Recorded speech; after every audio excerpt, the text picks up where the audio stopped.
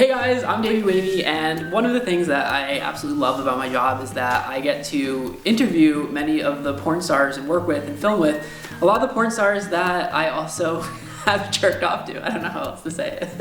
It is definitely one of the perks of the job, but one of the things that's always been amazing to me is that in working with these porn stars, many of whom really love what they do, how many horror stories they have about the industry in general. And it occurred to me that like as conscious consumers who might buy like cage-free eggs or grass-fed beef, that we are conscious about what we put into our bodies and what we consume, and porn is one of those things. And I think if people really realized how, not all, but how a lot of porn is made, they would probably demand something that was more in line with what their values are. So as you probably know, a couple weeks ago I launched an erotic website of my own called Himeros.tv, and it's kind of like the 2.0 of porn. And I knew going into it that we wanted to do something a little bit different, and we wanted to treat our performers as part of this family, kind of make this essentially this kind of like tribe. So we created a porn star bill of rights. And it occurred to me as someone who consumes porn, which may be you, that you'd want to know what goes into your porn and where it comes from and what the experience is like making it. Our porn star bill of rights is like an evolving document. I'll put a link to it down below, but there's 4 parts to it. The first is consent.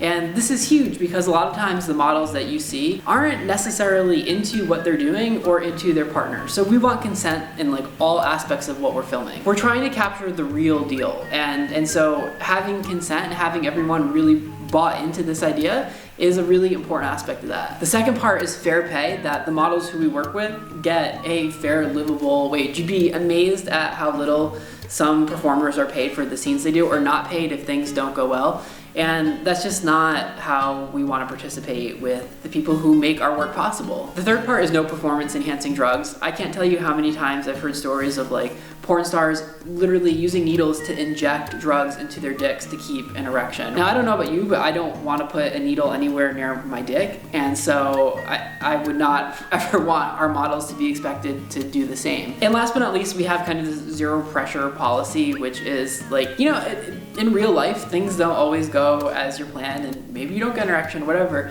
that we might have ideas of what it is that we want to film, but we're also flexible to whatever life might throw at us. So there isn't pressure on our models to perform a certain way. We roll with it, and I think what we capture is all the better because of it. So in conclusion, I mean, if you are what you eat, then you are also what you jerk off to. So I thought you'd want to know what goes into the porn that we're creating. It's important to us, maybe it's important to you.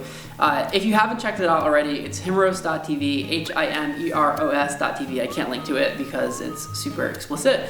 But check it out if you're interested. Thanks for watching, and as always, more to come.